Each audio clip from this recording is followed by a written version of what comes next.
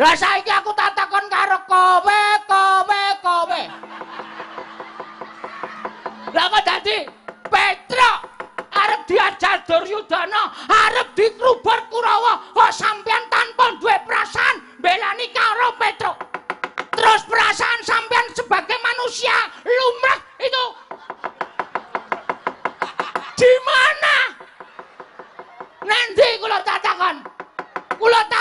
Perasaan sampean Petruk ngomong sampean ora njaluk apa-apa. Petruk saniki cilaka kaya ngono. Kok sampean meneng wae niku? Sampean niku menungso duwe perasaan apa ora kula takon?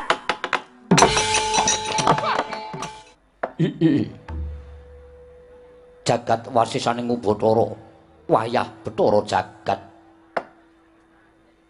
Persasatku ya dene kejugrukan Wukir Sari kelepaning samudra madu. Penggaling nata ing Mandaraka ora kaya dina iki. Bareng panjenengan ingsun sumurup marang rawuhe anakku mantu ing padha mlumpuk ana ing Projeng Mandaraka jumbuh kelawan Nawala. Ing wis ndak paringake marang Tiyang Agung Mandura putraku ing Stinapa dene anakku ing Awangga. Nuwun sewu nggih. Sampun kinten kula tiyang sepuh dipun anggap kumalancang sarawuhipun anak kula ing Mandura, anak Prabu Baladewa ingkang rama ing Mandaraka ngaturaken pasegahan panakrami. Katur ngersanipun anak kula ing Mandura, anak Prabu Baladewa. Jagat wasisane Bathara. Nonamit pasang Kalimantan Bitra bina ing Gladani dumawahing tawang tuwang. Rama Prabu wanter sabdanipun Rama Prabu ing Mandaraka tumrap ingkang putra ing Mandura pun Baladewa. Sampun kula tampi karya bombong raos sing manah. Namung kepareng ingkang putra ing Mandura pun Baladewa ngaturaken sembah sumungkeming pangabekti kula kunjuk ngersanipun Rama Prabu ing Mandaraka. Rama Prabu Salyapati pengayoman kula ing Mandaraka Rama Prabu. Ilah dalah iki. Kula tampi karya bombong raos sing manahipun tiyang sepuh. Mboten langkung kasih kecanan jenengan dikula nggangger. Anak Prabu Mandura, anak Prabu Baladewa. Sampun boten kirang prayogi bisawanipun ingkang putra ing Mandura. Rama Prabu ing Mandaraka. Rama Prabu Salyapati. Karna anakku lanang ing Awangga Basukarna padha kanthi harja sapraptanira kulup Basusena. Nunamit masang Kalimantan Bitra bina ing Gladani dumawahing tawang tuwang. Rama Prabu manter sabda pangandika paduka Rama Prabu ing Mandaraka dumateng ingkang putrapun Karna tansah pinangan ing kawidadan ing Sambikala sawanipun ingkang putrapun Basukarna nir ing Sambikala. Namung kepareng kula ngaturaken sembah sumungkeming pangabekti kula kunjuk sandhap padha paduka Rama Prabu ing Mandaraka, Rama Prabu Salyapati. Ya, tak tampa. Gawe gedene ngati ning wong tuwa ora liwat pangestu ning wong tuwa ing Mandaraka Tampanana Karna. Lha pundi nggo jimat paripe dayanana ing kasantosan. Paring pangestu paduka Rama Prabu mamawana kabagyaning gesang kula Rama. Prayoga nunggonmu lenggah ana ing Datrya Projeng Mandaraka. Kawula non. Sampun boten kirang prayogi biswanipun ingkang putrapun Basukarna. Nuwun sewu nggih. Sampun dinten kula supe dhateng jengandika anak kula ing Ngastina. Namung semantena panjenengan menika ingkang tinemu taruna piyambak. Menawi wonten lepatipun ingkang rama ing Mandaraka kula nyuwun pangapunten. Nggih, anak Prabu Ngastina. Winantu ing karaharjan rawuhipun anak kula mantu ing Ngastina, anak Prabu Duryudana. Rama Prabu tansah pinanganing kawidadan niring Sambikala sawanipun ingkang putra ing Ngastina pun Duryudana. Kepareng kula ngaturaken sembah sumangga pangabekti kula kunjuk ngersanipun paduka Rama Prabu ing Mandaraka. Kula tampi akarya bombong raos sing manahipun ingkang Rama ing Mandaraka boten langkung kasekecan wangginipun lenggah wonten ing Datrya Projeng Mandaraka mriki nggih. Sampun boten kirang prayogi biswanipun ingkang putra ing Ngastina pun Duryudana. Rama Prabu ing Mandaraka. Patih Sengguni prayoga nunggonmu ngadhep Harya Suman. Sampun boten kirang prayogi piswan kula wonten ngersanipun sinuwun Prabu Salyapati. Nering Sambikala namung kepareng kula ngaturaken sembah pangabekti kula kunjuk sinuwun ya suman ndak tampa. ora liwat pangestuku tampan ana. Kula pundi ingkang jimat paripe dayan ana ing kasantosan.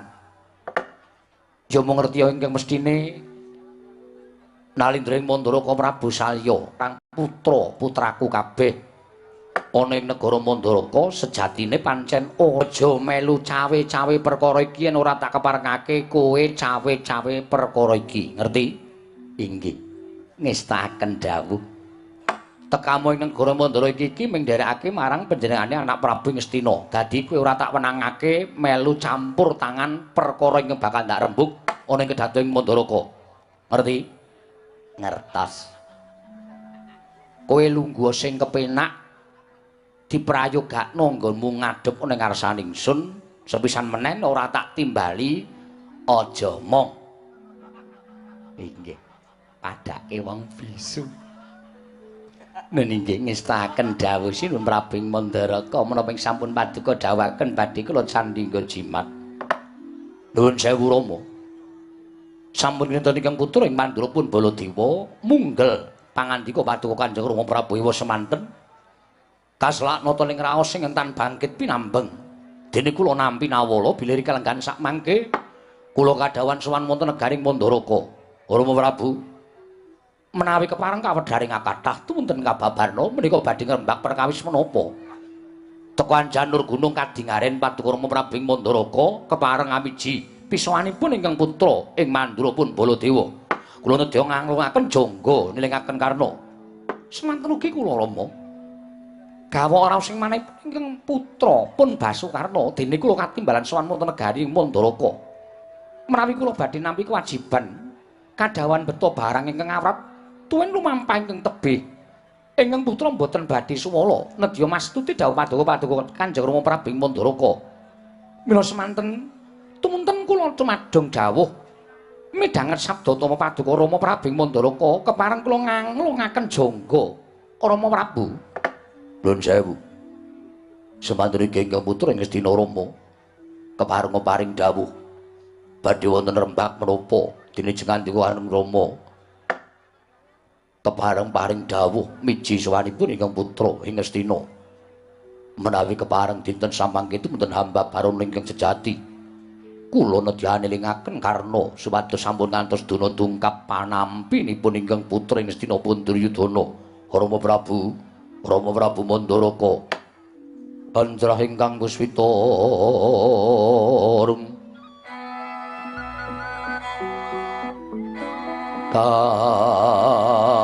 kasilring samirana mrih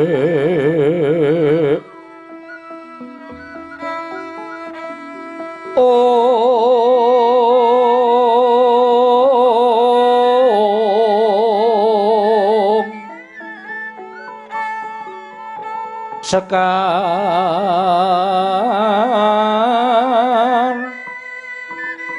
kadung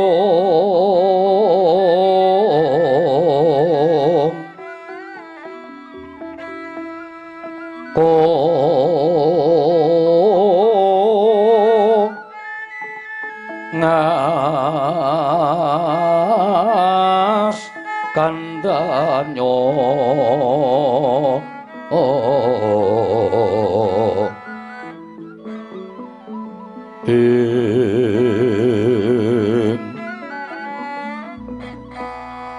maweh raras renaning driya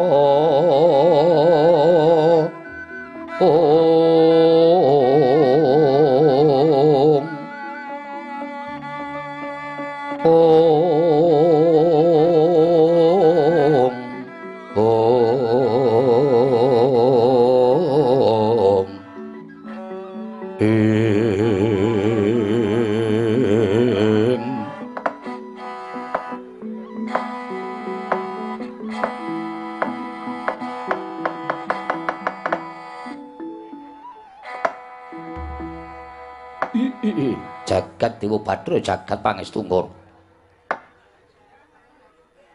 sareng kathah ingkang munjuk aturna sanipun ingkang Rama Mandaraka tiyang agung Mandura anakku Karna menapa dene anak Prabu Ngastina wonten wigatos menapa Rama dene jengandika Kanjeng Rama nimbali dhateng sowanipun para putra sedayanipun. Nuwun sewu nggih. Gumargel manahipun tiyang sepuh. Sawetawis saderengipun kula mbabaraken menapa ta sababipun dene kula wantun ngrawuhaken para nalindra-nalindra ingkang pernahipun menika sedaya anak kula mantu. Estunipun kula menika sampun kewowoken. Kula menika sampun kewowoken nyawang dhateng gumlaring jagat. Kula menika sampun kewowoken nyumurupi dhateng Sarating Sang Hyang Pratanggapati tuwin kula menika sampun kladuk anggen kula mukti ngawibawa Nyakrawati Mbau Dendha. Etanganipun tiyang gesang menika namung werni 3, lair netepi kewajiban pungkasanipun badhe pinundhut dhateng panguwasaning dat Kang Purwengdat. Monggo kula menika sampun kladuk yuswa, kula menika sampun sepuh. Wonten pundi malih purukipun tiyang sepuh jawi namung ngentosi dhateng timbalanipun ingkang ngakarya luka. Kula nggadahi negari ingkang semanten wiyaripun wujudipun negari Mandaraka.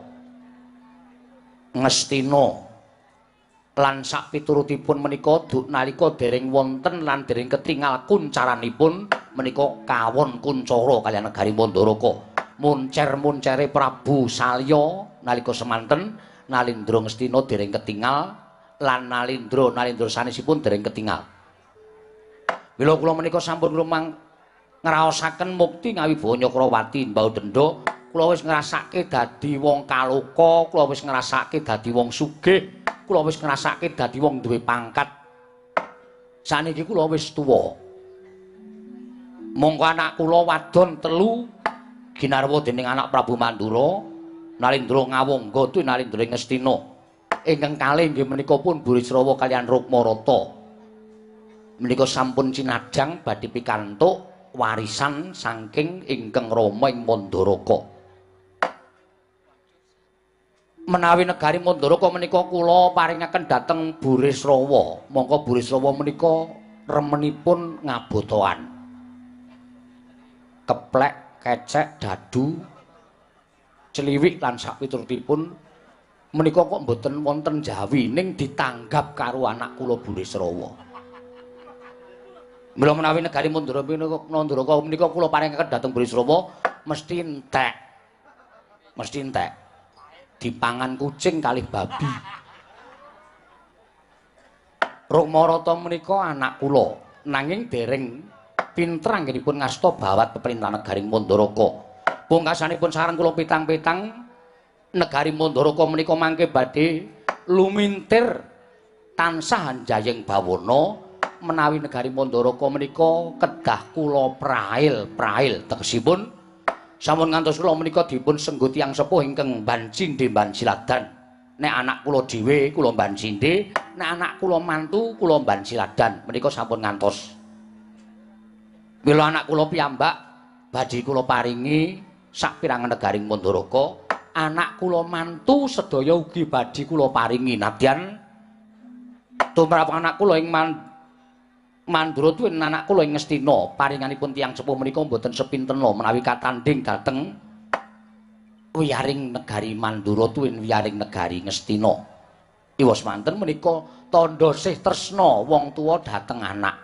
Mila nuwun sewu rawuhipun anak kula ing Mandura anak Prabu Baladewa tuwin anak kula ing Ngastina anak kula Prabu Duryudana menika istrinipun namung badhe kula kanthi kula ajab rembagan Mandaraka menika badhe kula paringaken dhateng anak-anak kula sedayanipun klebet anak kula mantu tuwin kula badhe lengser ke Prabon mangke menawi sampun tumeka wahyaning mangsa kala tumunten kula badhe manjing papan ingkang sepi Brahmana Madhet Pandhita mekaten nggih.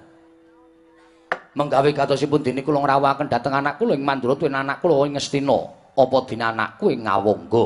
Mila dinten samangke sumangga pratilanipun tiyang sepuh kados mekaten menika tumrap panjenengan menika sampun prayogi menapa dereng. Merga arep kula niki wong tuwa ning kadang kula wong tuwa niku nek ngetokke pangunek-unek sok isih eneng ingkang kirang. Mila menawi wonten kirang monggo kula aturi genepe kaya ngapa kula badhe midhangetaken sabdanipun anak kula mantu ing Mandura tuwin anak kula mantu ing Ngastina. Jagat Dewa Bathara jagat Pangestingara. Nuwun sewu. Boten teges kula menika badhe andhuwa dhateng pikajenganipun Paduka Kanjeng Rama Prabu ing Mandaraka namung semantena. Menawi dipun tingali saking mriki tuwin dipun tingali saking babagan yuswa. Rama Prabu menika tasih ketingal gagah. Rama Prabu menika tasih ketingal sembada minangka dados pengayomanipun para kawula sanegari Mandaraka. Nanging sabab menapa mekaten ya sing pangandika Paduka Rama Prabu ing Mandaraka. Menawi babagan perkawis menika kula namung rumajang ewa semanten kula nyuwun kanthi sanget supados sakmangke Rama Prabu menggalih babagan Paduka piyambak anggenipun paring dawuh ing mekaten menika kala wau nyatanipun Rama Prabu dereng anggadhahi inggih menika wujudipun gerah utawi raganipun Paduka Rama Prabu menika tasih ketingal sembada prabing dados dawuhipun Koko Prabu ing Mandura kula rumajang Rama mugi mandhatosna ing pametang langkung riyin sampun ngantos kesesa sampun ngantos ngandika medharaken pangandika ing kados mekaten Rama Prabu kedah imut panjenengan ingkang kedah momong dhateng Sata Kurawa miwahi ingkang putra ing Ngastina monggo bincang kula badhe napaki lelampahan ingkang ageng menapa Rama Prabu badhe mentala menawi paring dawuh ing mekaten nuwun sewu Rama mboten marep barep pisan dhateng pangandikanipun kadang kula kekalih.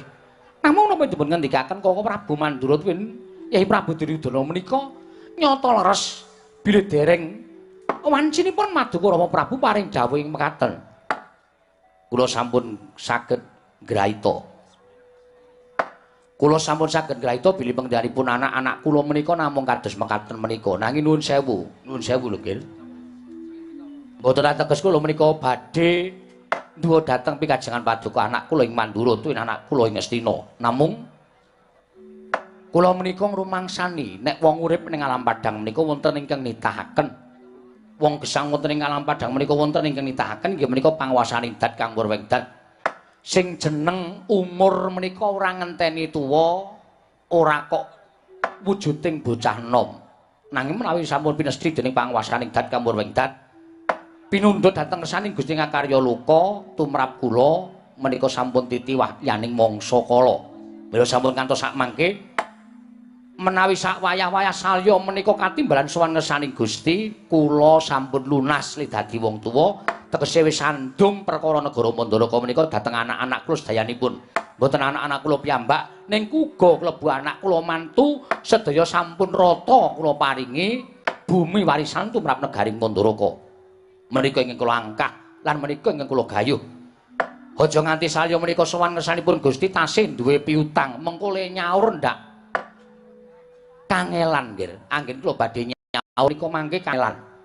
Supados padhang marginipun ingkang Rama ing Mandaraka, kula suwun kanthi sanget anak kula ing Mandura anakku ing Mawangga menapa dene anak kula ing Ngastina kedah nampi perkawis menika.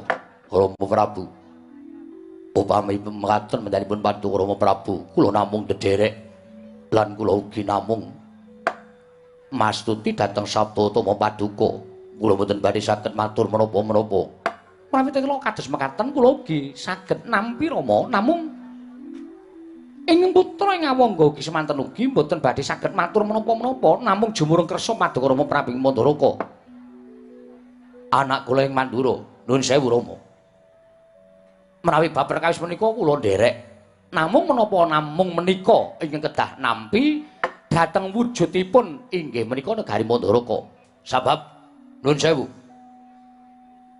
dedongan sampun nanti kula tampi Rama Prabu menika nggadahi kadang Rama Prabu menika nggadahi kadang atmajanipun Kanjeng Eyang Prabu Mandrapati menika wonten kalih inggih menika Raden Narasoma lan ing angka kalih inggih menika pun Dewi Madrim. Monggo nyatanipun Kanjeng Bibi Madrim binarwa dening Prabu Pandhu sakmangke sampun surut wonten ing Kasedan Jati.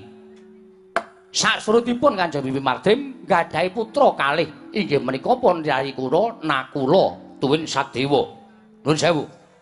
Menapa Nakula Sadewa menika ugi boten saged anampi kamukten tuwin kabejan ing badhe Paduka paringaken dhateng para putra-putra Paduka menika Rama Prabu Mandaraka Rama Prabu Salyawati kagatrisang kapirangu nangkul kinempit kempit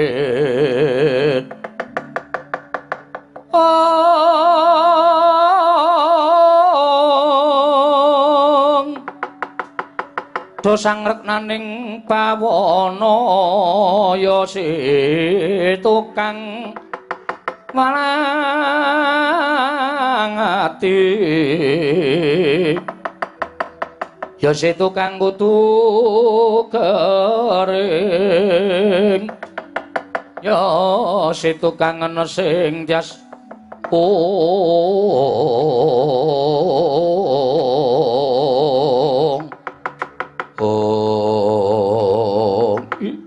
jagat Dewa Bathara jagat pangestu ngono wae ladal nuwun sewu nggih sareng jengandika anakku ing Mandura tiyang agung Baladewa paring dawuh mekaten biar padang terawangan manahipun ingkang rama ing Mandaraka kula lak sampun matur wangsul wangsul sing jeneng wong tuwa menika mboten selaminipun bener ning mesti ana ingkang kurang mila sareng kula matur yen ana kurange kula aturi genepi la inggih menika ingkang kula kajengaken jebul pinanggihipun kula menika tasih nggadahi turas ing mestinipun kedah nampi kamukten negari Mandaraka jumbuh kalian menapa sampun badhe dipun tampi dening anak-anak kula mantu sedayanipun menawi tetela mekaten sampun kula tetepaken bilih samangke mboten namung anak Prabu Ngastina tiyang agung Mandura tuwin anak kula Karna ing Awangga ingkang badhe nampi saperangan negari Mandaraka namung ugi anak kula inggih menika pun kula Sedewa ugi badhe nampi saperangan negari Mandaraka amargi menika anakipun nadi kula Madrim mongko nyatanipun Madrim nalika semanten kuwataken jabang bayi tumunten seda kunduran sumusul dhateng Pupandu Dewanata menawi ateges kula kedah ngemuti dhateng turasipun Madrim kedah ngemuti dhateng getih kula ingkang mapan wonten negari Ngamarta nggih kula ngaturaken panuwun ingkang tanpa pepindhan tiyang agung Mandura sampun ngemutaken dhateng kelimputipun ingkang rama ing Mandaraka nuwun sewu Rama Prabu menawi perkawis menika menapa boten langkung prayogi menawi jengandika Rama Prabu boten perlu menggali babagan turasipun Kanjeng Bibi Madrim boten rembag perkawis turasipun Kanjeng Paman Prabu Pandhu Dewayana. Lho, kok ngaten? Anak kula Ngastina anak Prabu Budaryudana paring dawuh mekaten dasaripun menapa? Dasaripun nyatanipun ingkang tinemu jaler tuwin tinemu putra mantu menika namung kula. Bapak Prabu Mandura miwah Kakang Prabu Karna ing Awangga. Tur malih Kanjeng Bibi Madrim menika tinemu pawestri menika mboten gadahi hak warisan tumraping negari Mandaraka. Lan boten gadahi warisan tumraping Kanjeng Hyang Mandrapati ingkang Rama Suwargi. Mila menawi kula sedaya menika badhe pikantuk saperangan kamukten negari Mandaraka, kula boten mathuk, kula boten junduk lan kula boten rumajang, kula boten cocok. Kula kok ngleresaken pangendikanipun anak Prabu Duryudana. Sengkuni, apa aku akon kaya omong? Mboten. Kowe menengo, ora sampe melu. Mergo aku wis ngerti, kowe iki nang dipapan mesti gawe kisruh. Ora kok perkara jejeran wayang, pilihan presiden kowe gawe kisruh Sengkuni tak kandhani. Mula kowe aja omong. Nggih. Ngestaken dawuh. Ora usah dadak melu cawe-cawe perkara iki. Iki perkara kula warga. Menawi kados mekaten tumunten sak mangke kula badhe sinura ing jagat pinaya ing sesami sinengga kula wong tuwa ing ora iso adil. Kula kinten menapa ing sampun paduka badhe tindaken boten maringi saperangan kamukten negari Mandaraka dhateng kula sedaya menika sampun sah. Sahipun mapan wonten pundi? Sahipun Kanjeng Bibi Madrim menika tinemu pawestri tegesipun boten gadahi hak tumraping warisan negari Mandaraka. Ning kula rumangsa dititipi anak kula nekula Sedewa menawi jengandika Kanjeng Rama ing Mandaraka namung perkawis dipun titipi menika boten sirat wonten kekancingan pranatan kedaton negari pundi kemawon. Tiang dititipi menika nek kelingan ya apik nek ora kelingan ya ora apa-apa. Tumrap kula kados mekaten. Mila sampun ngantos menggalih babagan perkawis menika. Kula suwun kanthi sanget saperanganipun Negaring Mandaraka menika kedatipun paringaken dhateng putra Jengandika ingkang saestu lan putra mantu Jengandika sayanipun Nekula Sedewa menika dudu anake Prabu Salya, dudu apa-apane Prabu Salya, mung anake Dewi Madrim menika tegesipun boten gadhahi hak tumraping Negaring Mandaraka. Rekat lampahing rata tanpa antara prapting sukune ngarga.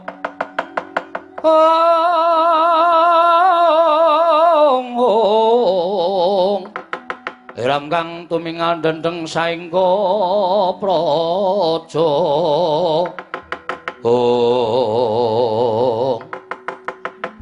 Gumarenggeng kang samya imbal pangandikan madaning datul Negaring Mandaraka. Nalika semanten katrenjo geger njaba apa to kang dadi darunane? Ora ana macan sukrangke Gajah Mada saka Mandilan.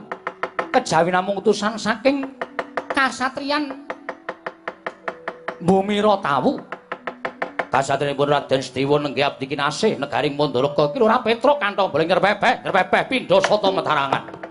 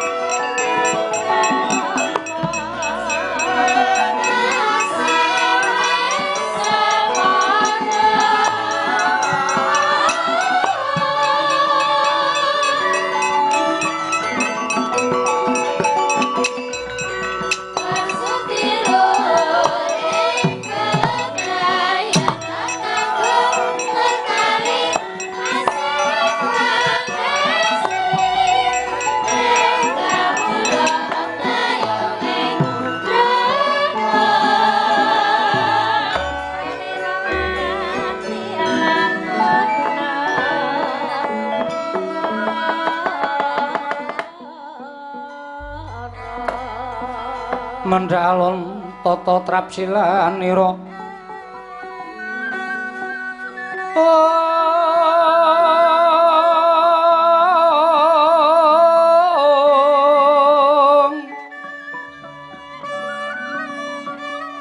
ngajomaken astanira kalih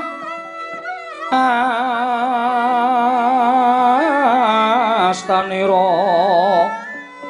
kalih pisan yen ngandika magawe obranta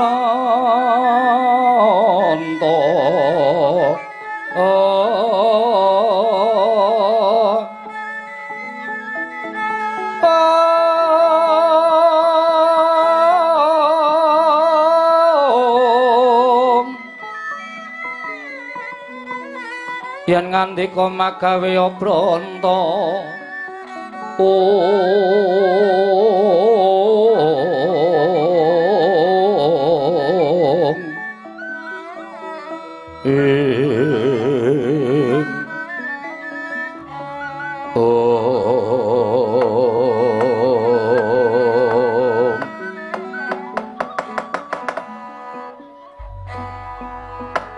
Wiladala gawe kaget geder kang padha samyang gantung sebo ndak griyentana paramuka nekane garing Mandaraka jebul iki ora pangling iki rak pono kawinan anak-anakku Pandhawa Petruk kantong bala ingkang sowan Petruk padha kanthi harja sapraptamu pono kawan Petruk nun inggih tansah pinanganing kawidadan nering sambikala sowan kula tebih saking Rubeda kepareng kula ngaturaken sembah sumengkeming pangabekti kula kunjuk sinuwun ya Petruk ndak tampa liwat pangestuning ingsun tampanana kula pundi nggo jimat paribeh ndayanana ing kasantosan ora kaya adat sabene lah kok dadi sowanmu nganti karo adimu Bagong lho napa nggih perasaan kula dhewe niku lah kuwi Bagong eneng mburimu wo kowe melu to Gong request e sapa request e para sing padha kepareng arep anu mresani iki wis SMS karo aku pokoke perdana setelah Ramadan Bagong kudu jedul aku ya maaf terkenal aku mbangane kowe.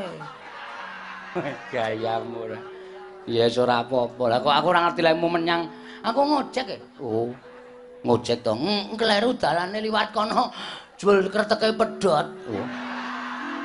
Dadak ngalang liwat desa-desa aku ya ora apa-apa. Mula kowe ora weruh aku. Bagong Padhararja sapraptamu Bagong. Pangestunipun sinuwun Prabu. Sapa truk kuwi? Lho. Prabu Salya. Biasane ming nang Amarta apa nang Ngastina iki kok negara rada asing. Prabu Salyapati. Wis mati? Urung, Prabu. Prabu Salyapati. Pangestunipun sinuwun Prabu Salyapati widada nering sambikala tansah pinanganing kawidadan kemareng kula ngaturaken sembah sumengkeming pangabekti kula kunjuk sinuwun. Ya Bagong tak tampa pangestuku tampanana. Kula pundi nggo jimat paripin dayanana ing kasantosan. Paring pangestu paduka mawangono kabagyaning gesang kula. Wiladal.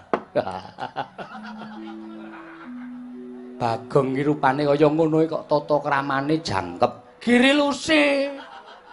Apa kuwi? Jalma tan kena kinira. Wong ki aja sok nyawang karo blegere, kadangkala blegere bagus, tata krama nol. Blegere elek kaya ngene tata krama malah jangkep.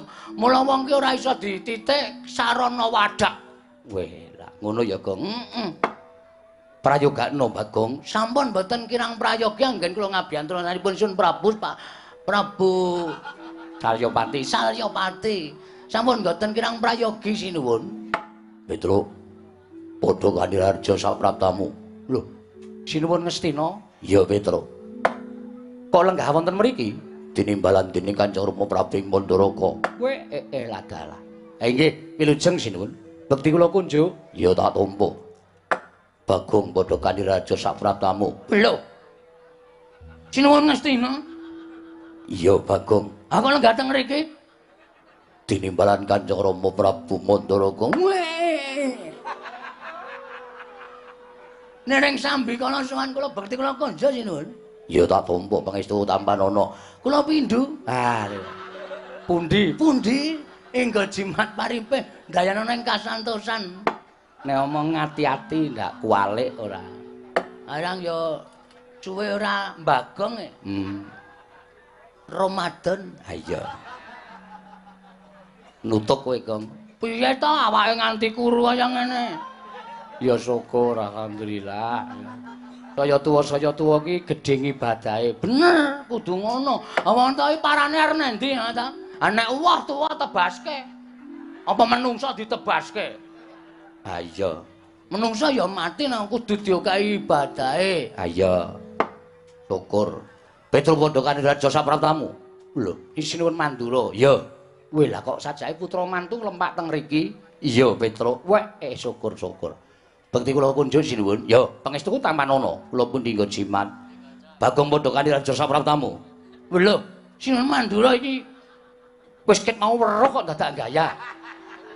Kan ketok kaya pripun ngono lho, sampean iki ya. Wis salaman barang kok nggih. Lah iya kok dadak muni lho sinuwun Mandura sinu dengkulmu mlocot ora. Bekti kula kunjuk sinuwun. Ya, tak tampa pangestuku tampanana. Kula pundhi nggo jimat gayanana ing kasantosan. Petro padha kanthi Raja Sapratamu. Lah rak tenan to. Putra mantu dikelumpuki kabeh, Gong. Heeh. Sinuwun ngawangga suwarane. Kresna. Udu. Sinuwun ngawangga. Lungono to nek percaya. Kon ngendika meneh. Sinuwun ngawangga. Iya, Petro. Oh iya, Ding. Nek Sinuwun Darawati iki mesti nganggo Iwang Sukmana mangadirnu kowe. Heeh. Slamet tekamu, Petro. Niring sambikala bekti kula kunjuk. Iya, iya, pangestuku tampanana, Petro. Lho nggih. Bagong padha kanthi Harja. Niring sambikala sowan kula sinuwun ngawangga bekti kula kunjuk. Pangestuku tampanana. Lho nggih sanget anggen kawin dadosaken jimat paripe. Petro padha kanthi Harja sapraptamu, Petro. Ndara Patih Sengkuni. Iya, Petro. Bekti kula nggih, Ndara Patih. Iya, iya. Pangestuku tampanana. Nggih, Bagong padha slamet. Bagong padha slamet kowe, Gong. Bagong padha Harja. Gong, kowe iki dibagekke karo Patih kok. Derajatmu ki mung kawula bae karo Patih kok ora semaur. Aku lagi sengit ya Sengkun. Ah ngopo? Wis ta ora perkara ngopo ta ngopo ora aja takon ndak nganti kok esmosiku meledak. Aku pokoknya karo Sengkuni lagi sengit aku. Oh iya. Lah witekno ngopo kok sengit karo aku? Apa aku salah karo kowe? Apa aku luput karo kowe? Pikiran dhewe. Aja takon aku. Aku mbagekke karo kowe iki isih ning wulan sing apik. Yen ana luputku njaluk ngapura. Padha-padha. Nek njuk ditik. Oh, sengit kok gelem njaluk dhuwit. Aku ki mbok ya, Truk. Karo sing tak sengiti barang tegel njaluk aku. Ayo kuwi jenenge ngalup, ngawur jenenge. Heeh. Yang penting pendapatan. Petro kantong bolong wonten dawuh sinuwun. Gawe kaget pratamu ning negara Pandharaka. Nggih. Ana wigati apa, Petro? Apa diutus dening anak-anakku Pandhawa? Apa pancen saka karepmu dhewe lho apa diutus dening bapakmu Semar? Lah niki ngeten. Kula sawetawis tak matur sanipun Sinuwun Prabu Salyapati sampun ngantos mangke klenta-klentu. Ya. Sowan kula menika mboten saking pikajengan kula piyambak menika mboten. Dipun utus Bapak Semar mboten. Dinutus para Pandhawa mboten. Mugi kawuningan sowan kula menika dipun utus dening ragiling Pandhawa inggih menika Raden Sedewa. Lho. Anakku Sedewa ngutus marang Petro. Nggih. Wong kula ya ora kanyono-nyono. Wonten nawala tiba wonten ing Karang Tumaritis. Sareng kula buka nawala menika tapastanipun Ndara Sedewa. Surasanipun Petro katimbalan sowan wonten kasatriyan ngendi mau, Gong? Modar kowe. Kena Bumira Tawu. Ah, Bumira Tawu. Supados sowan dhateng kasatriyan Bumira Tawu. Sareng kula sowan kula menika dipun dawuhi dening Ndara Sedewa, Petro kowe tak kongkon.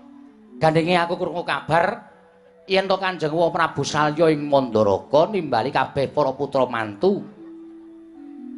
Mula kowe sowana mrana nanjihna apa ta sababe putra mantu katimbalan kabeh kok aku ora katimbalan.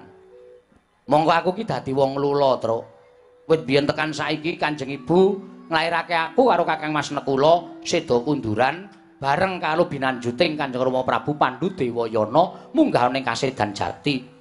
Seka bayi tekan seprene iki aku ora entuk pengayomaning sapa-sapa sing tak anggep wong tuwa ki ning Kanjeng Prabu Mandaraka. Mula kowe sawana mrana nanjihna kok Prabu Mandura, kok Prabu Duryudana, kok Prabu Karna ditimbali sowan, kok Nekula karo Sedewa ora ditimbali sowan, kuwi sebabe apa? Apa pancen Sedewa kuwi ora pinutrakake dening Nalindra ing Mandaraka? Apa pancen Nalindra Mandaraka wa Prabu Salya kuwi ora nganggep anak karo Sedewa? Ngaten niku. Kula niku ngrungu ngendikane Ndara Sedewa kaya ngoten niku, wah teng ati larane ra jamak-jamak. Kula kelingan Ndara Sedewa, Ndara Nekula niku dilairake kalih Dewi Madrim Procot ngerti Padanggawa ibune Seda Kunduran. Soale ora diparkiri terus. Piye to maksudmu piye to? Ana kunduran apa ya mbokne? Ora ana wong tak plathok sirahe. Seda Kunduran ki nglairke terus seda kuwi seda kunduran kunduran truk ngunduri ndasmu iki apa piye? Ora emosi. Ana ya ora ngerti kok. Aku ki nek ora ngerti ki ya digenake senengane ya dindas-daske kok. Ya ora usah nesu kok. Mulih aku, mulia. Wong aku ya ora ngejak kowe kok. Ya wis nang kene wae. Tak kuat-kuatke nang kene.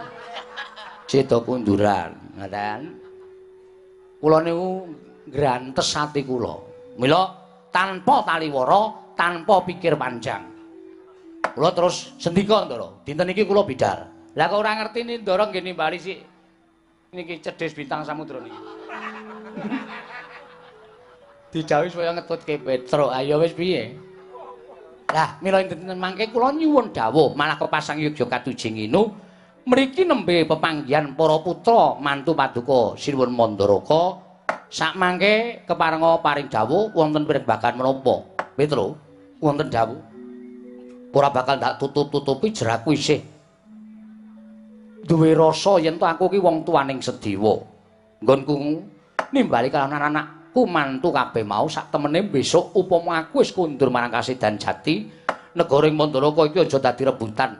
Negara Mandaraka iki bakal tak paringake marang putraku, ya kuwi putraku sejati. Si Bresra lan si Rukmarata padane putra-putraku mantu, malah iki mau rembugan kalawan atmajaku tiyang agung Mandura. Yen to aku isih duwe anak, ya kuwi anake adikku Madrim ing wis tak anggap kaya anakku dhewe. Merga nalika bayi wis dadi bocah lula, ya kuwi Nekula Sedewa. Mula wektu dina iki Nekula Sedewa lagi bakal dadi rembugan entuk negara Mandaraka ingkang saprapirane apa ora? Lho, mesine angsal. Mesinipun angsal. Wong Sinuwun Prabu Mandaraka sampun nganggep bilih ingkang putra Ndara Nekula Sedewa menika putra panjenengan piyambak. Nek nganti panjenengan menika maringi warisan dhateng Sinuwun Mandura, Sinuwun Duryudana, Sinuwun Prabu Karna, kok putra panjenengan Ndara Nekula Sedewa ora mang paringi niku tegese sampeyan ban cindhe ban ciladan. Akeh para kawula sing padha ngrasani, lho, Prabu Salya kok dadi kaya ngono. Monggo Prabu Salya iki rumangsa dititipi putrane Ndara Madrim. Lah kok putrane Ndara Madrim Ndara Nekula Sedewa ora entuk warisan negara Mandaraka niku terus pripun? Lah niki dadi ombyaking para kawula sak negaring Mandaraka. Sinengga Prabu Salya menika sawijining nalindra ingkang banci ndemban siladan. Ngoten. Nek tumrap kula malah niki babar pisan. Tumrap kula lho niki babar pisan. Mbok menawa pun jumbuh kaliyan apa sing dirasake Ndara Sedewa, utusan Petruk menika sak tenane Ndara Sedewa wis krasa napa sing ajeng dirembug wonten ing pasewakan negaring Mandaraka. Mila kula minangka dados wakilipun Ndara Sedewa sak mangke kedah ngemutaken dhateng Sinuwun Prabu Mandaraka kedah emut dhateng putra Ndara Nekula Sedewa supados boten ketang sapra pintenipun nampi kamboten negaring Mandaraka. Mrika saenipun kados mekaten sampun ngantos panjenengan mangke dipun cacat dening jagat dipun poyoki dening sesami namung babakan perkawis warisan negaring Mandaraka. Pancene bener ngono Petruk. Oh nggih, pancen kudu ngoten. Nek ora ngono ndak malah lho pripun to? Pun ngeten mawon. Sampeyan paring dawuh, ndarane kula niku entuk sepinten mengke kula sing ngurus sertifikate ya, Tru. Iki arep ngopo digonggu kok rumah sawu kok nyambut gawe kok senenge ra jamak-jamak to. Kowe ya golek turan sithik-sithik. Senengane kok golek turan ora. Nek miturut kula menika napa sing diaturke Petra menika pancen kepara nyata. Sampun ngantos Sinuwun Prabu Mandaraka menika dipun rasani dening kawula sak negari Mandaraka sebab tumrap kula Nalendra menika kedah adil ing samukawisipun nglenggahi tembung sama beda dana denda. Ora iki.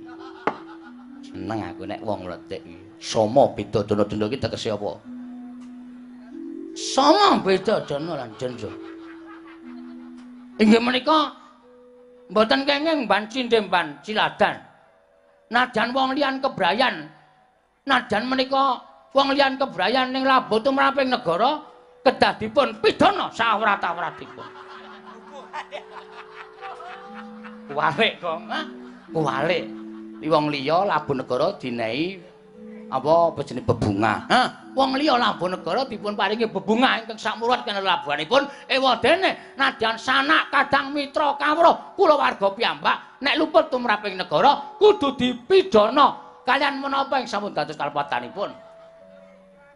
Menika tumindak ingkang adil semanten ugi anggenipun panjenengan badhe hambagi warisan tumraping negari Mandaraka. Anak-anak mantu entuk kabeh kok. Nuwun sewu putrane Ndara Madrim mboten pikantuk menika mangke sampeyan badhe dipun raosi masjid-masjid ngumumaken. Nek Prabu Salya ora adil. Nuwun kawigatosipun. Prabu Salya mboten adil. Prabu Salya mboten adil. Iya. Nanging iki mau ana ingkang ora nayogyani Petruk. Sinten? Lho, sinten? Anakku mantu ing Ngastina. Sajake ora lila yen to anakku Nekulasdewa entuk saperangan kamukten negara ing Mandaraka Petruk. Oh, ayo mesti ya, Gong. Ha mesti. Ha iki apa sing aja-ajake menungso mburiku iki apa? Iki cangkeme eleke ra jamak-jamak lho, Tru. Wis tuwa ora golek dalan padang iki. Wis tuwa ora golek dalan padang iki. Tenan iki. Iblis iki, Tru. Lah kowe iki jane iki ngapa ta? Aku ki patih kok tok iblis-iblis ki. Kowe meneng kok sengkuni ora sampe melu-melu. Wek-wek modar kowe. Bagong gedhinge kepati-pati tenan bangun nek arep. Asli aku. Tenan aku. Aku ki wong nanggape tak tawani kok. Tawani piye? Lakone sengkuni juweng mawon nggih aku. Oh to. Akeh sing rawani sajane dadak nganggo ndas kebo, Tru. Ah iya. Apa nggo ndasmu ae, Tru? Ndasmu. Mula aja ora wani, Bratayuda ora saben sanggon. Oh iya. Ya wis ora apa-apa ya. Ngoten. Dadi panjenengan kudu madheg menapa dados Nalendra aja gampang dibujuki karo wong kana-kana, aja gampang dibujuki karo sapa-sapa. Panjenengan netepaken menika ya niki sing kudu kelakon. Panjenengan netepaken menika ya niki sing kudu kelakon. Sabda Brahmana Raja, sabda pangandikon Brahmana Pendeta Raja wis ngarani sabdaning Brahmana Ratu kaya Kresna tumaming drancang kan karo lumebek ora kena blendra-blendir kaya banyu tumpang godhong senthik. Sang Nalendra Mandaraka wis netepake Ndara Nekulasdewa pikantuk saperangan negari Mandaraka. Niku kudu lumaku, aja gampang dienggokake karo wong kana-kana. Ing sejatine dasare mung ora seneng karo Ndara Nekula lan Ndara Sedewa.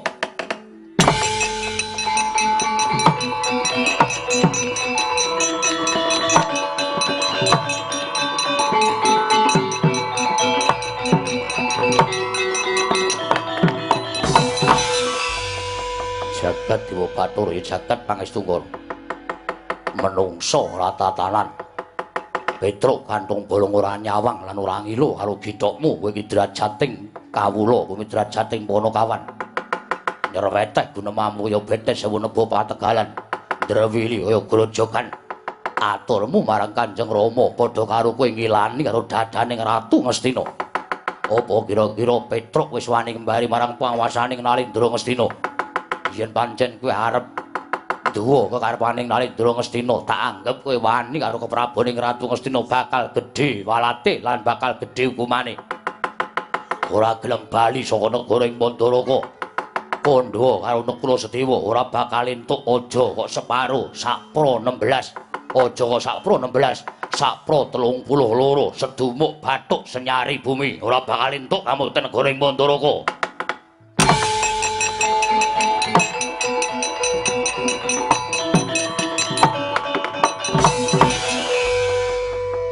Ana masalah, Pak Tru? Ana.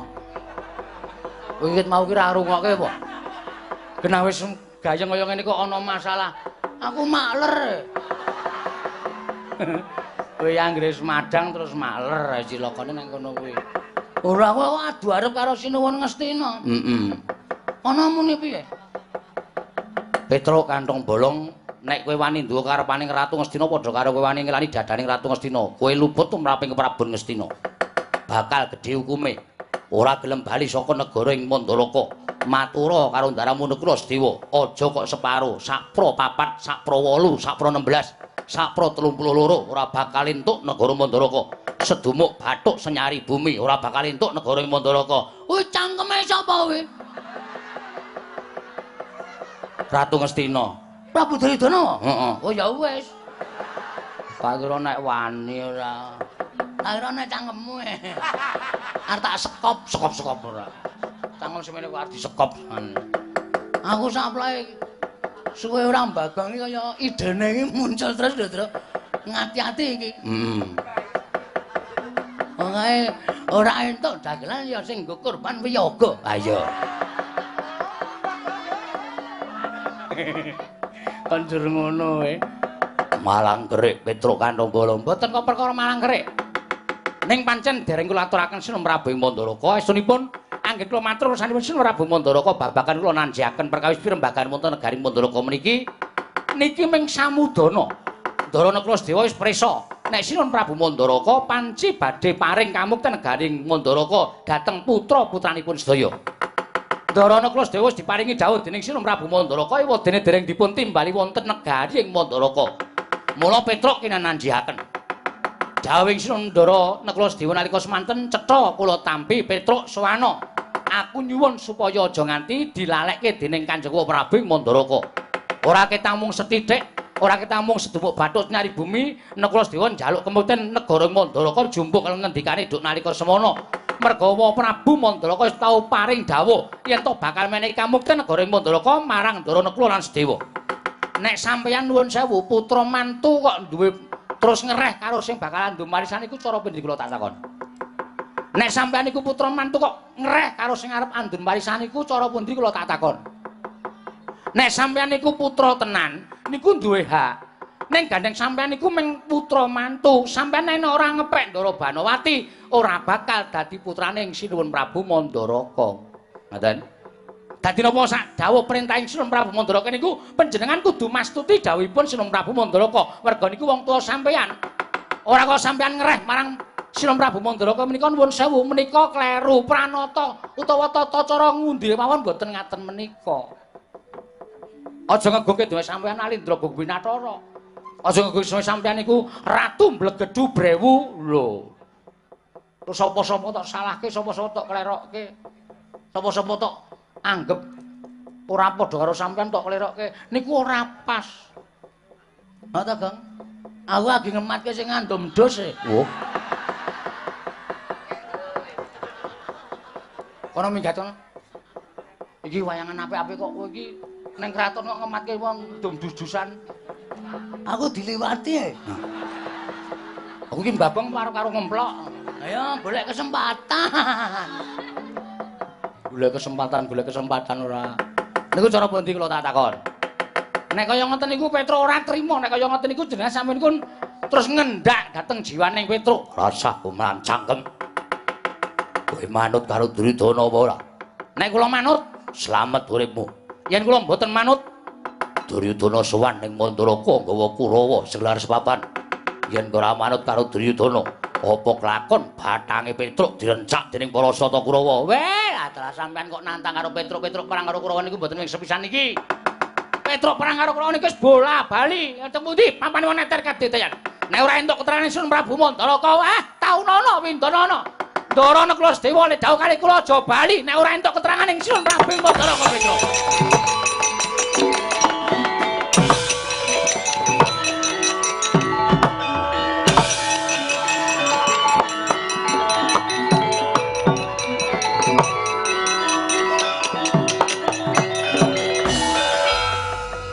Lah kok dadi Bagong ora melu metu?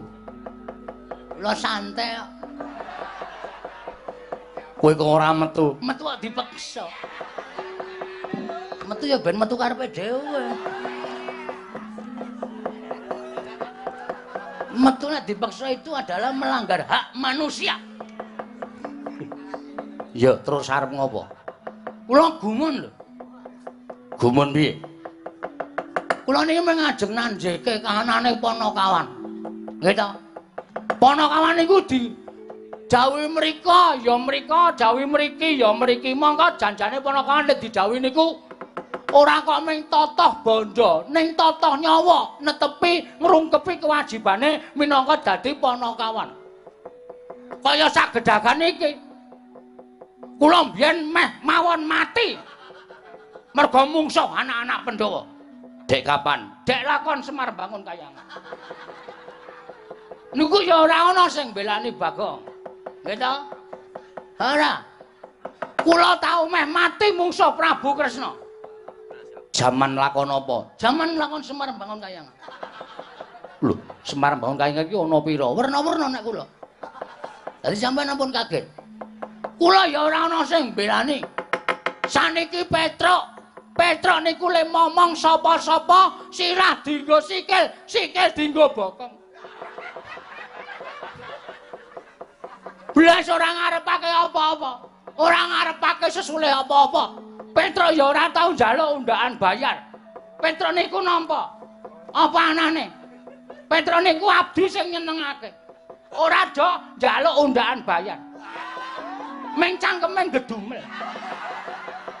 Niku biasa nek Petruk niku. Mboten sah dirungokke ora masalah. Dianggep Petruk ora krungu. Ngoten. Petruk ngomong sampean ya tahu. Bapak sampean Prabu Mandrapati ya tahu dimong. Nggih ta? Lho, kowe malah ngerti ro bapakku. Lho, Bagong ki umure berabad-abad Sal. Lho. Anu Sinuwun. Waduh kleru nang angkringan aku. Nah jagongan kaya santai kae, iki rasane kaya ning angkringan. Karo ratu sak penake dhewe. Sing muni Bagong dadi sing gedhe palimarmaning sun. Mengkaten nggih. Iya. Sampeyan tau dimong, Prabu Mandrapati bapak sampeyan tau dimong. Eyang sampeyan Prabu Mandrawanara tau dimong. Apa eyangku jenenge Mandrawanara? Apa udu? Dudu. Dudu ya wis. Aku ya meh ngawur kok. Lah sapa tenane? Ambuh aku ora ngerti. Lu maca buku ya. Mandrawanara ki tembang kok. Wah iya Deng lah. Bajingan. Ngawur aku ki suwe-suwe. Tau dimong. Niki apa? Prabu Baladewa apa? Tau ngrasake dimong karo Petruk. Jaman urip teng Widara Kandhang. Digoleki Kangsa, nggih mboten? Yo. Sampeyan jaman kono nek ketemu Kangsa wis ora urip tekan saiki. Ha to? Yo. Mergo sampeyan wedi karo Kangsa. Ora perkara wedi. Ha iya wedi wae. Nek ora wedi mesti ora gelem disingitke ning Widara Kandhang. Sampeyan dadi wong tani, pendak esuk mikul garu luku. Nggawa kebo ngluku teng sawah, sing ewangi ya Petruk, sing ngajari ya Petruk. Sampeyan iso tandur, iso ngerti ilmu bab pertanian. Sing ngajari ya Petruk. Iya ora? Yo. Matine Kangsa Petruk ya melu berperan. Ya aku kelingan. Nggih. Sampeyan ora direwangi Petruk, ora bakal sampeyan iso kaya ngene. Prabu Kresna nika ya dewang karo Petruk. Adimu Ndara Bratasimping. Bratajaya. Bratajaya. Niku nek ora diwangi Petruk ora rabi karo Sarmadi. Anu ki lho, sapa Janaka ki? Permadi. Ha, Permadi. Ayo piye? Kabeh ki labuhane Petruk. Dadi aja sapenake dhewe. Lah saiki aku tak takon karo kowe. Lah kok dadi Petruk arep diajar Duryudana, arep dikrubar Kurawa, kok sampean tanpa duwe perasaan belani karo Petruk. Terus perasaan sampean sebagai manusia lumrah itu di mana? Nanti kula takon perasaan sampean Petruk momong sampean ora njaluk apa-apa. Petruk saniki cilaka kaya ngono. Kok sampean meneng wae niku? Sampean niku menungso duwe perasaan apa ora kula takon?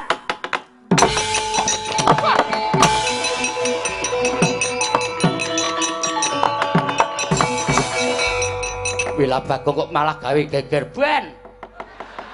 Wah kisruh kabeh iki. Engko arep ngobong Prabu Karna. Prabu Karna wis mlayu metu kari sengkune dupake cang. Ya aku nek ora lunga sik ngrekas. Men. Ngoten niku, kudune wong niku duwe perasaan nggih ta. Wong iki nek ora gelem dijiwit aja sok jiwit. Wong iki nek ditata kramani mesti tata krama. Niku perasaane menungsa mlaku kaya ngoten niku. Nek kula teng dalan ora uluk salam karo wong, kula takon alamat tanpa medhun saka kendaraan, mesti le mangsuli ya sapenake dhewe. Ning nek takon medhun saka kendaraan, dalem sewu nuwun sewu menawi wonten ning dusun Prebutan menika, mreginipun pundi nggih, Pak? Mesti le mangsuli oh nggih, mrika meniki ngeten, terus mengke ngiri. Andilalah wong iki nyunggi napa niku? Nyunggi suket. Oh. Lah ngabane nganggo bokong, niki ngenten, niki nggo kiri, nggo kanan. Oh ngece le guyu iki gitu. Kaya ora lahir batin gitu. Ngoten. Nggih ta? Iya bener. Aru mangsa kula kok wong dadi labuhi kok ora krasa. Kula ya gumun lho teng mriki enten. Teng mriki ana piyayine. Nek ya meger-meger tanpa mobah, tanpa mosek. Kula gumun Nalendra Gong Binatara kok blas ora duwe perasaan. Niki enten lho sing tunggal mbok karo Pandhawa. Tunggal mbok. Ming sayange dheke dok nalika lahir niku dibuang teng Kali Oya. Ganggo.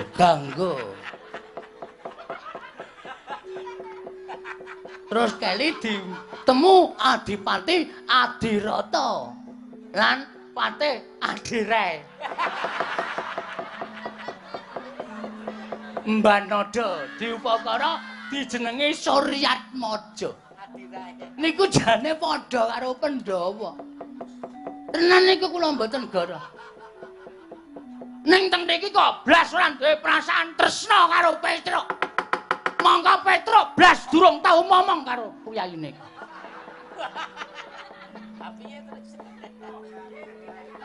Terus duh wis kleru leh ku omong. Leh ku omong wis kuwalik dhisik. Ha piye nek omongan kuwalik ra iso dikapak-kapakke. Nek wong kuwalik ora masalah. Iki kuwalik ben. Mesti nekat wae. Nganten mawon nggih sinuwun. Kula nyuwun pamit medal Jawi. Oh sik, critamu terusno sik empun tek. Empun telas. Pun mboten nonton pikiran ajeng crita napa-napa. Ora, kudu tok terus ora tok teruske tak pateni nang kene iki. Piye ta iki? Ameng Bagong arep dipateni iki njer ana wawan apa nek Bagong dipateni ya ora ana dipateni. Kula tambelani kalih Petruk. Petruk nek mboten kula belani dikroyok Kurawa. 100 cacahe Petruk ming ijen. Mokal kelakone ana wong siji kok iso menang karo wong 100. Kula nyuwun pamit tambahe pangestu. Sing ati-ati aja kaya bocah cilik Bagong.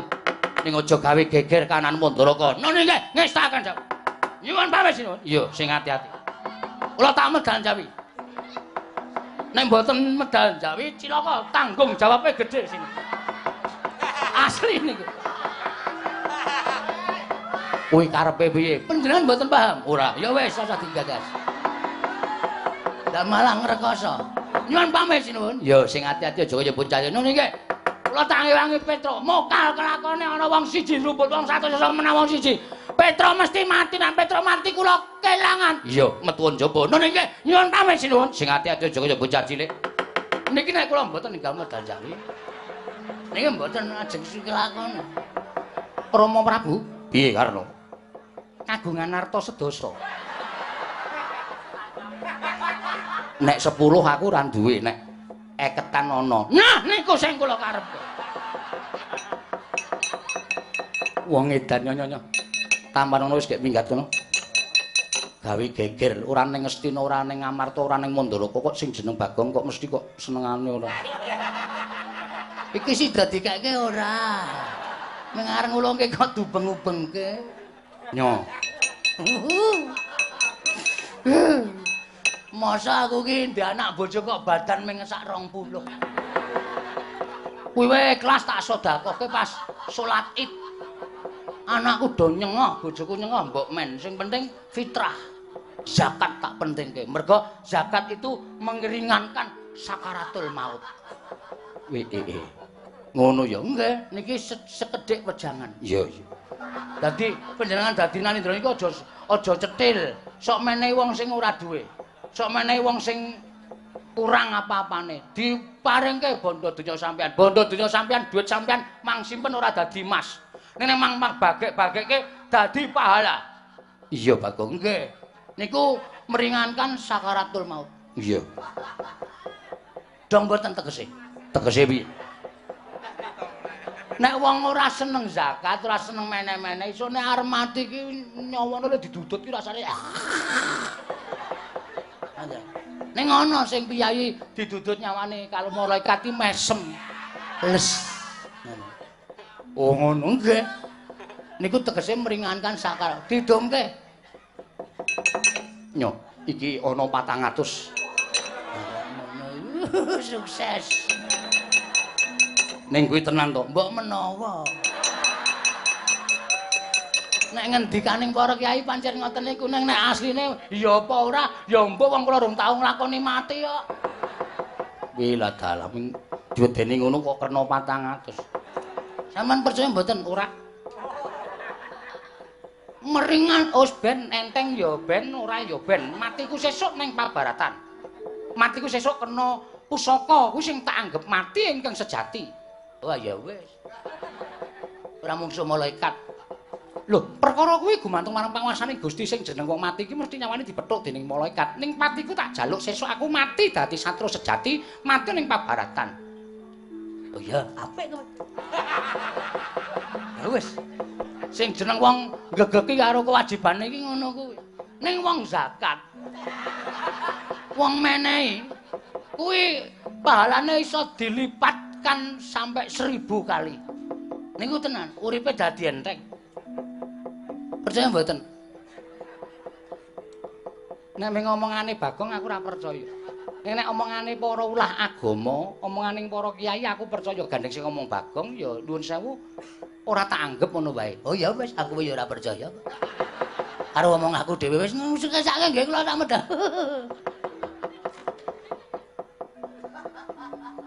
Kae engko rak bali meneh. Rekku tiba. Arep nyumet rokok kok gagah-gagah kok ora ono rek. Karna wonten maring adhawu. Perkara iki kriwikan dadi grojokan geguyon dadi tangisan. Namung paduka Rama Prabu Mandura iki saged kedugi lan sak mangke saged menggak dateng geger wonten madyaning Garing Mandaraka. Ya. Bocah tumenggungan tak jaluk suwane ati Majakuruk Marata. Nggih, ngestaken dawuh Kanjeng Sinuwun.